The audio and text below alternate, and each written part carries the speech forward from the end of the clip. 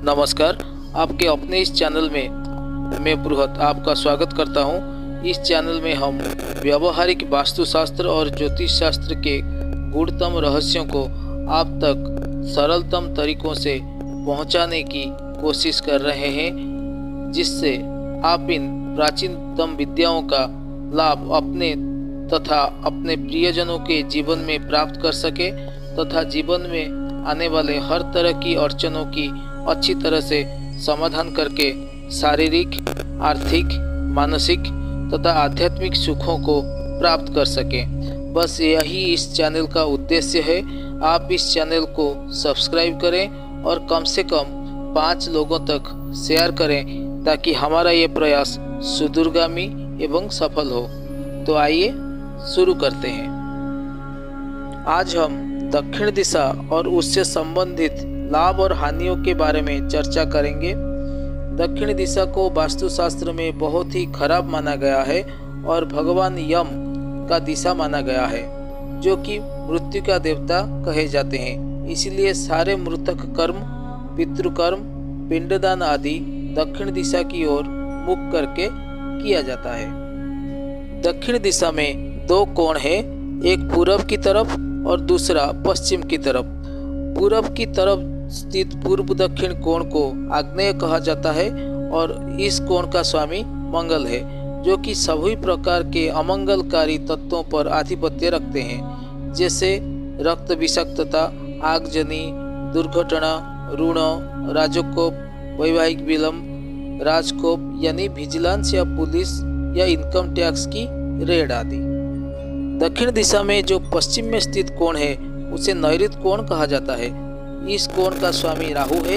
ये भी मंगल की तरफ प्रभाव देते हैं, मगर उसके अतिरिक्त विषाक्त जीवों से भय, बिना किसी आशंका के विपत्ति का आगमन और स्त्रियों के मानसिक स्वास्थ्य पर काफी खराब प्रभाव डालते हैं। दक्षिण दिशा में स्थित इन कुप्रभाव देने वाले देवताओं के स्थिति को जानकर आप समझ गए होंगे कि ये दिशा वास्तुशास्त्र के हिसाब से कितना भयानक है और इस दिशा में निर्माण कार्य करते समय कितना ध्यान देने की आवश्यकता है और कोई भी वृद्धि या न्यूनता इस दिशा में कितना खतरनाक है। अब हम वृद्धि या न्यूनता को समझते हैं। वृद्धि या न्यूनता एक तरह की वास्तु विकलांगता की तरह है। ये वास्तुशास्त्र में पूरी तरह से प्रतिबंधित है और दक्षिण दिशा में इसका प्रभाव पूरी तरह से खतरनाक प्रभाव देता है। वृद्धि या न्यूनता को हम 2 उदाहरण के सहायता से समझेंगे। पहला उदाहरण, अगर किसी व्यंजन में नमक की मात्रा वृद्धि हो गई हो तो क्या वो खाने के लायक रहेगा, या नमक की मात्रा कम हो गई हो तब भी वो खाने लायक नहीं रहता। इसी तरह से वृद्धि और न्यूनता 2 दोष हैं, इससे बचा जाना चाहिए। दूसरा उदाहरण, अगर आपकी दोनों हाथों की उंगलियां बराबर हो तो उसे सुंदर कहेंगे। अगर एक हाथ की बहुत ही छोटी उंगलियां और दूसरे की बहुत ही बड़ी हो तो इसे दोष में गिना जाएगा। वास्तुशास्त्र में कुछ जगह है जहां वृद्धि या न्यूनता को अच्छा माना गया है, मगर दक्षिण दिशा में ये पूरी तरह से प्रतिबंधित है।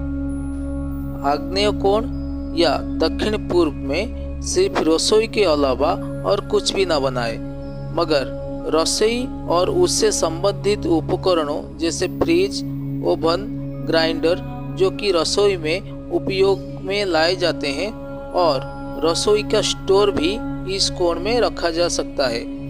इसके अतिरिक्त विद्युत का मुख्य स्विच बोर्ड भी इस दिशा में रख सकते हैं। इस कोण में अगर बेडरूम हो और उसमें कपल्स रहते हों तो उनमें आपसी अनबन तथा हिंसा बनी रहेगी और समय समय पर ये कलह बहुत बड़ा रूप धारण करेगा।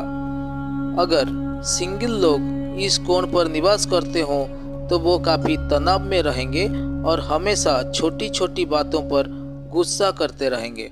अगर युवा लोग रहते हों तो उनका विवाह में काफ़ी दिक्कतें आएंगी। अगर बच्चे इस कोण में निवास करते हों तो उनमें समय अनुसार कुप्रवृत्तियों का विकास होता रहेगा, जिसमें नशाखोरी, चोरी, उद्दंडता, गुरुजन लंघन तथा संस्कारों की कमी आता रहेगा। और एक ध्यान देने वाली बात यह है कि बच्चे, वयस्क, वैवाहिक जोड़ा या युवा लोग जो भी यहाँ निवास करेगा, समय समय पर पूरी रात उन्हें बिना किसी कारण के नींद नहीं आएगी। अगर आपके घर में इस कोण में वृद्धि हो तो कोर्ट कचहरी के झंझट, पुलिस और विजिलेंस रेड आदि राजकोप, संतानों में हिंसा परायणता और आजीविका प्राप्ति में विलंब और परिवार में मानसिक तनाव रहता है। और न्यून होने से परिवार में पेट तथा पैर के रोग का अधिकता पाया जाता है। अगर आपके घर में आग्नेय वृद्धि हो तो इसका विभाजन कराएं। विभाजन के बारे में हम आपसे इस सीरीज में आगे चर्चा करेंगे। आग्नेय के बाद दक्षिण दिशा का प्रारंभ होता है। इस दिशा में वृद्धि होने से घर में रोग, मृत्यु और कलह की अधिकता होता है। ज़्यादा खुला जगह रहने से भी यही फल मिलता है। आपको चाहिए घर बनाते समय जितना ज़रूरत है उतना ही जगह रखें। अगर ज़रूरत न हो या इस तरफ मुख्य रास्ता न हो तो भी द्वार न रखें। अगर रखें तो डोर क्लोजर का व्यवस्था करें ताकि उपयोग के बाद द्वार अपने आप बंद हो जाए।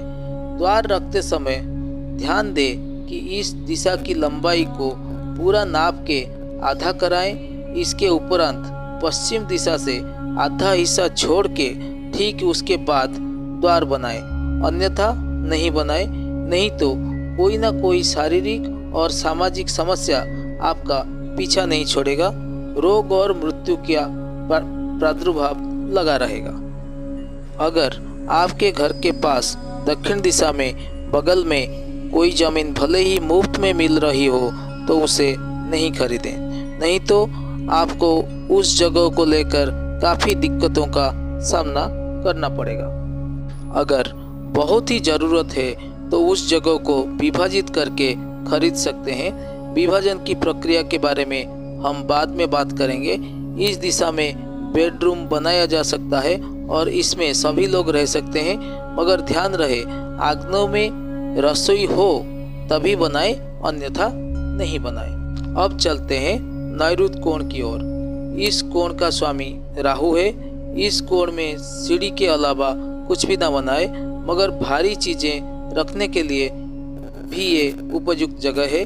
इस कोण को पवित्र रखें। इस कोण के बगल में गृह स्वामी का निवास या जिसे मास्टर बेडरूम बोलते हैं रख सकते हैं। इस दिशा में स्थित रूम को कभी भी भाड़े पे न दें। यहाँ गैरेज भी बनाया जा सकता है।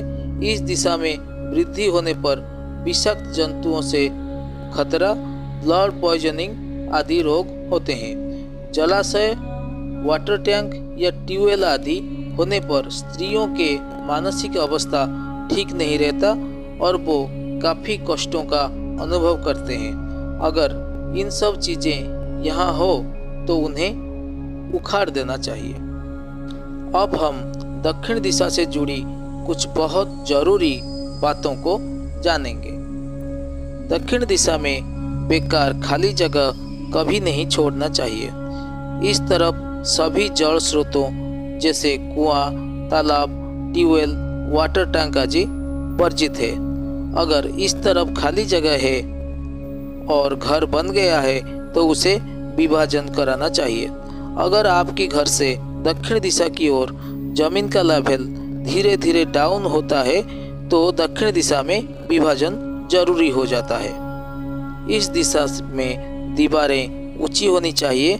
अगर इस दिशा में आपके घर से ऊंचा घर, पहाड़ या अन्य कोई प्राकृतिक ऊंची अवरोध हो तो ये बहुत ही उत्तम बात है। इस दिशा में रात को बेजरूरत लाइट ना जलाएं तथा रात को बैठकर फिजूल की गपशप ना करें। चाहे तो सेंसर वाले सोलर लाइट का इस्तेमाल कर सकते हैं। अगर आपके घर के बगल में दक्षिण दिशा में आपके घर से छोटा हाइट का घर है तो आप एक विष्णु मंदिर का ध्वज लाके नैऋत्य कोण में लगा के उससे होने वाले हानियों को रोक सकते हैं। अगर आप किसी वास्तु समस्या से जूझ रहे हैं या नया घर बना रहे हैं तो आप बेझिझक हमसे संपर्क कर सकते हैं। नंबर डिस्क्रिप्शन में दिया गया है। इस चैनल एक नेक और सेवा उद्देश्य से बनाया गया है। आपसे निवेदन है कि इस वीडियो को ज़्यादा से ज़्यादा लोगों को शेयर करें। इसके साथ साथ आर्थिक दृष्टि से संपन्न दर्शक फोन पे या गूगल पे के द्वारा आपके इस संघर्षरत चैनल को सहायता कर सकते हैं।